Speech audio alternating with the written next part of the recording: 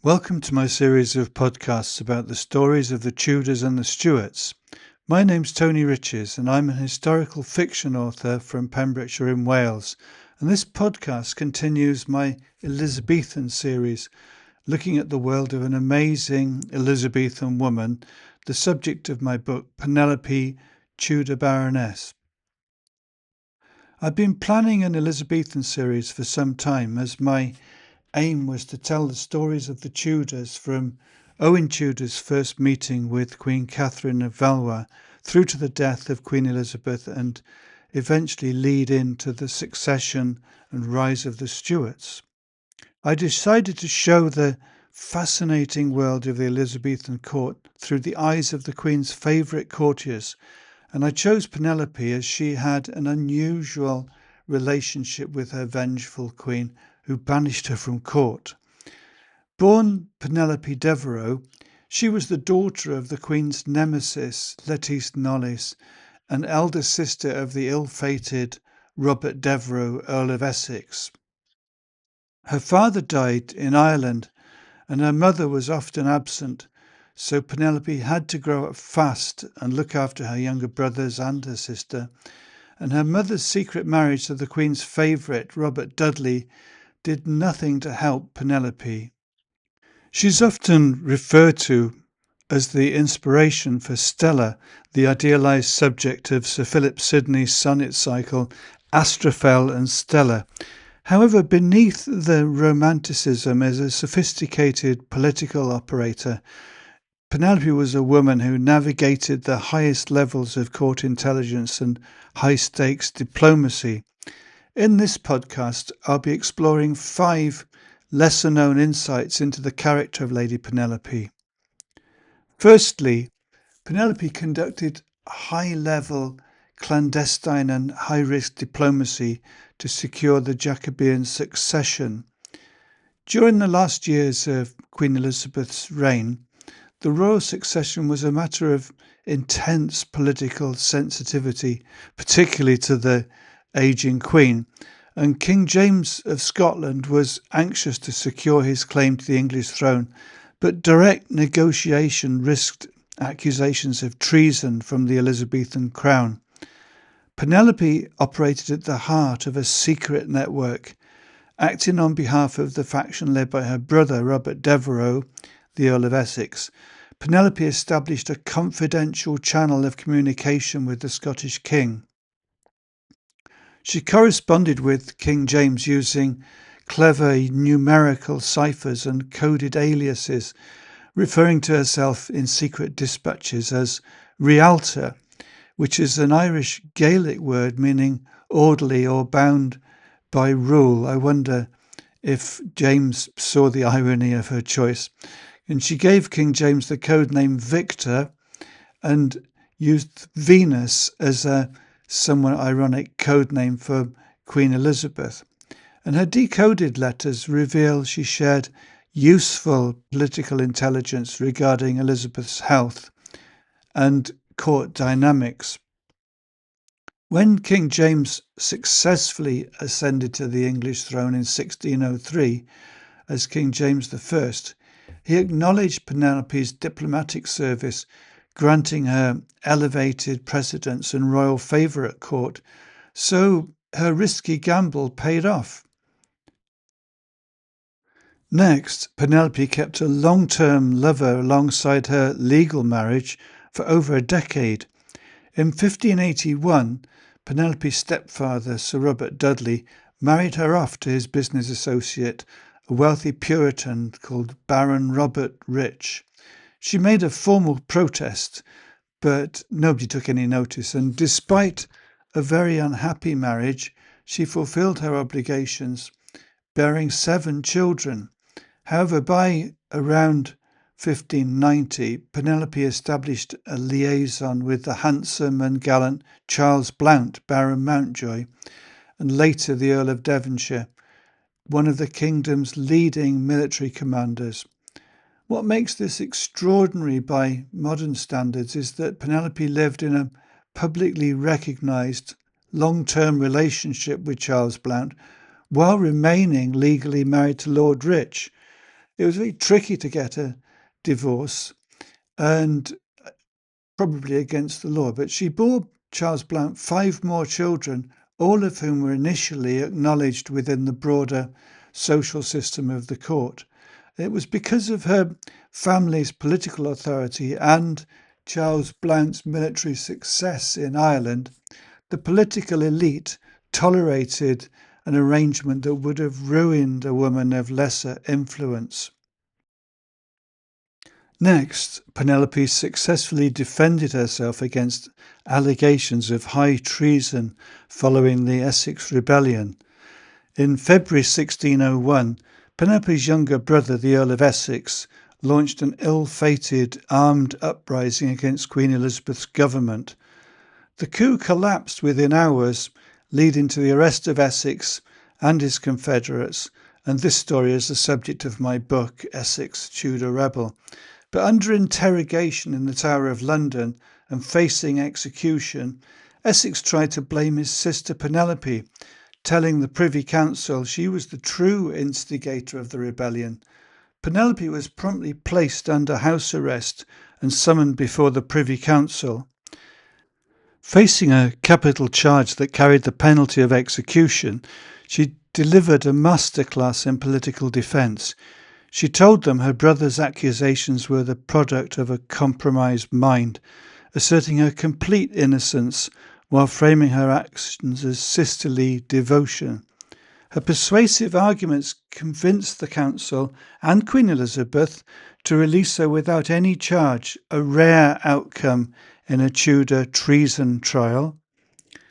Penelope defied church canon law to marry Charles Blount, resulting in royal banishment. But following the death of Elizabeth I and the establishment of the Jacobean regime, Lord Rich himself initiated formal divorce proceedings against Penelope in 1605. In a calculated move, Penelope admitted to her long-standing adultery with Charles Blount to expedite the separation, and an ecclesiastical court granted the divorce as a legal separation. But under English canon law of 1604, divorced individuals were banned from remarrying during the lifetime of their former spouse. Penelope and Charles Blount chose to defy the church and the crown, and in December 1605 they engaged William Laud, the future Archbishop of Canterbury, who was Charles Blount's personal chaplain, to perform a private, illegal marriage ceremony. Their defiance outraged King James, who considered the act an assault on ecclesiastical authority, and the king permanently banished both Penelope and Charles Blount from the court, stripping Penelope of the positions she had navigated for decades. Finally, it's rarely acknowledged that Penelope became an accomplished linguist, a literary patron, and an active participant in Jacobean court theatre. Fluent in French, Italian, and Spanish, she engaged directly with continental literature and maintained correspondence with foreign diplomats and scholars, and significant literary figures of the era dedicated major works to her, acknowledging her genuine literary judgment. During the reign of King James, Penelope was a featured performer in the extravagant court masques staged by Queen Anna of Denmark and playwright Ben Jonson. Notably, she performed in the landmark 1605 production, The Mask of Blackness, underlining her position in Queen Anna's court at the forefront of contemporary performance art and cultural patronage. When Lady Penelope Rich died in 1607, contemporary chroniclers attempted to condemn her for the scandals and the fall from grace, yet the historical record presents a far more complex and nuanced historical figure. From using encrypted diplomatic channels to surviving deadly political purges and challenging the legal boundaries of her society, Lady Penelope showed an extraordinarily modern ability to defy the constraints of her era. Here is a short extract from the audiobook edition of Penelope Tudor Baroness, narrated by Ruth Redman. February 1582. Lees Priory, Essex. Penelope shivers as she sits alone on the window seat, watching drifting snowflakes through the ancient glass of the leaded window. The Queen has sailed with her procession of gilded barges for Northfleet in Kent, and Whitehall Palace is left to the care of an army of cleaners and workmen. The overlong celebrations of Christmas and New Year were overshadowed by the Queen's decision to send the Duke of Anjou and his entourage back home. Penelope heard he refused to leave without her agreement to their marriage, and wept like a child when she rejected him. The Queen's gift of £10,000 should have sweetened the bitterness of his departure. Robert Dudley, fully back in royal favour, has the task of escorting the Duke of Anjou, and the Queen agreed to accompany them to Rochester, despite the freezing winter snows. Penelope has chosen this moment as the perfect time for her daring plan. After long hours of dreaming, the time has come to act. The linen storeroom, which Lady Mary showed her, has the advantage of discreet access down the servants' passageway and a clear view of the stables below. Her heartbeat increases with the thrill of anticipation. She will have her revenge on her cruel husband. Not by having him thrown down the stairs or poisoned like her father. She would always be suspected, even if there is no proof, and tainted like her stepfather. She will roll the dice in her high-stakes game and live with the consequences. If she wins, her reward will be more than her new wealth can ever buy, a prize beyond value. If she loses, her reputation will be ruined, and it will mean the end of her life at court. They would call her a sinner. Yet Robert Rich had violated her, as if it were his right to do so. His treatment of her deserves to be avenged. A lone rider, wearing a dark hooded cape against the weather, stops and dismounts at the stables below. He turns and stares up at her small window. She raises a white-gloved hand and places it against the cold glass, a secret sign. She sees the rider's brief nod of acknowledgement as he leads his fine horse into the stables.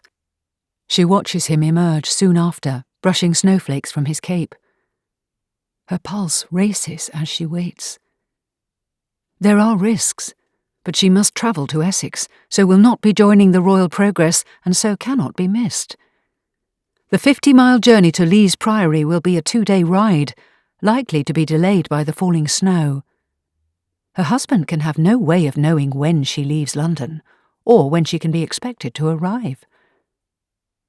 The door opens, and the caped rider enters, a serious look on his face. "I don't believe I was seen." He glances around the room and spots a heavy wooden chest which he drags to block the door. A precaution. He smiles and pulls back his hood. Philip Sidney looks different with the stubble beard he's grown as a disguise. It suits him and conceals the scars on his face, although he's never seemed troubled by them. He could pass for one of the many workmen, and if challenged, has reason to be in the palace. My next podcast will be looking at the amazing life of another of the Queen's ladies, Countess Frances Walsingham, the daughter of the Queen's spymaster. And my book, Penelope Tudor Baroness, is available from Amazon in paperback, audiobook and ebook. And more information about all my books can be found at my website, tonyriches.com. Thank you for listening.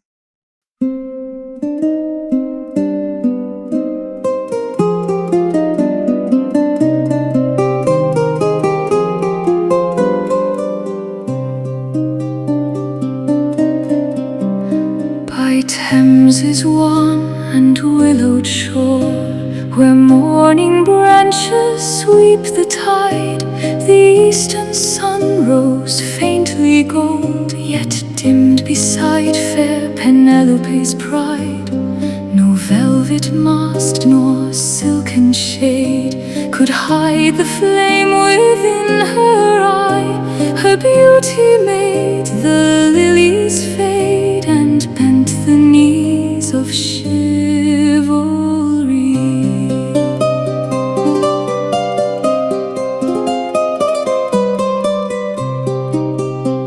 Stella cried, said Astrophel, that star he might adore, not claim, half goddess wrought in mortal clay, and crowned alike with grace and flame.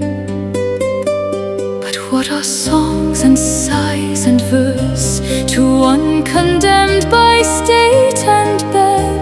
She bartered youth for gilded curse, whilst longing to her true love fled.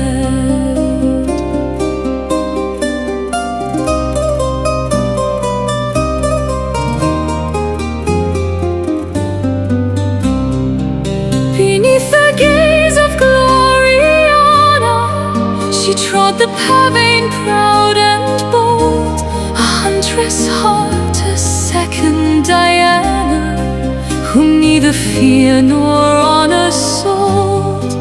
Though courtiers whispered sin and shame, still brighter burned her restless fire, for love had set her soul aflame beyond the reach of queenly ire.